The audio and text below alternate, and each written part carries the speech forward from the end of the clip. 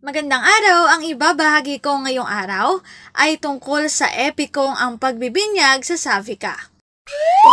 Magbasa, makinig, matuto at magsaya. Ako si Binibining Menya. Handa na ba kayo? Tara na, umpisa na nating isa-isahin at pirapirasuhin ang mga detalyeng nakapaloob dito. Tulad ng binanggit ko kanina, ang ibabahagi ko ngayong araw ay tungkol sa epikong ang pagbibinyag sa Savika. Valjo, ng anak ni Kajtimar, nagpalaganap ng pananampalatayang Kristiyano sa Mahabat. Sina Avriel at Dro sa kanya'y hindi na lumaban.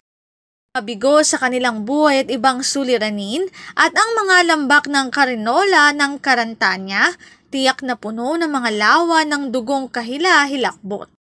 Lapang matapang na pinunong may hukbong pumapantay, nangalupig silang lahat, gumuguho sa pamamaalam, liban kay Kritomir na may pangkat pang nagbabagong lakas. Bunsoy nagtatanggol ng matandang paniniwala ng pananampalataya ng kanyang mga ninuno sa iba, mga bathala at espiritu, sa kabila ng mga ulap ang mataas nilang jurisdiksyon. Bawat isang nagtataglay ng ganitong palsong pananalig sa kapatagan ng distrik ay biglang takas ng gumagala sa kunlungan ng Bohinj at nagtataas ang munting tore. Ang guho sa itaas ng kulay abong bundok, ang huling kuta sa teritoryo ni Kritomir, ngayoy moog ng pagano na ating sisiyasatin. Ang iba yung laking kalabay, may isang obsesyon, makubkub sila ang kutay na papaligiran na, nahahadlangan ang pagpasok ng kanilang mga kaalyado. Tignan kung paanong pataas sa mga tuntungan ng mga kalaban upang gibain ang mga pader magkaisang wasaki ng mga portada, ngunit bawat lusob matatagang moog, nanlilito. Sa 6 na buwan ng daigdig na may nasalanta mula sa kasamaang ng magkakapatid na Slovene, sangkatauhan at kay panglaw-panglaw, espada o kahit ang magsusulong sa tagumpay manapay matinding gutom, ang nagbabantang magpahina sa proteksyon ng moog. Hindi na maikukubli ni Kritomir ang kanilang kagipitan, sa gayoy tinipon niya't kinausap ang kanyang mga kawal. Matatagalan natin ang ngunit tadhana'y mas malakas. Napakakonting pagkain ang natinggal ko na ikanlong, ang tagal ding nabuhay tayong walang tumutulong. Di ko sisisihin ang sinumang piliin ng pagsuko. Tiyang sa ngayoy tatanggap ng buhay alipin, dadanas ng mga araw tulad ng mga gabing wala ng umaga.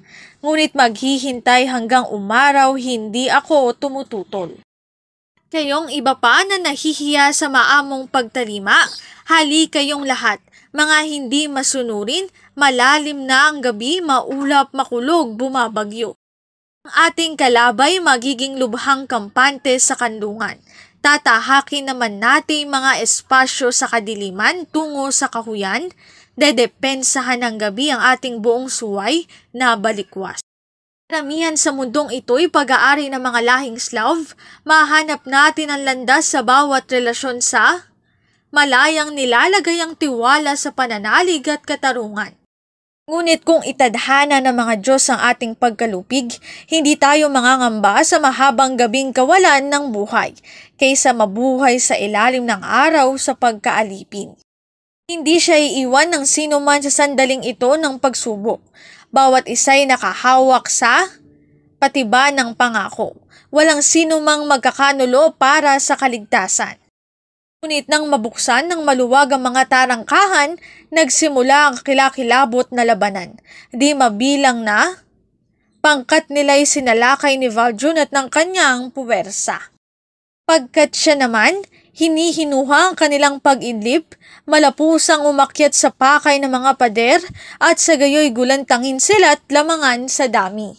Ang is ay pinawalan ng nakapundong bagyo, tanod ay nagpasaklolo sa gitna ng labanan. Di mabilang na buhay ang nabuwis sa paghahamok. Tuwari ragasan ng malakas na buhos ulan bumulwak, pababang lumagunlong sa gilid ng bundok tulad ng kulog, Nilamon ng lahat habang ito'y dumadaluhong. Hindi saglit may huhupa, nilulunod ang lahat sa ilalim ng mga alon maliban sa ilang malalaking hadlang.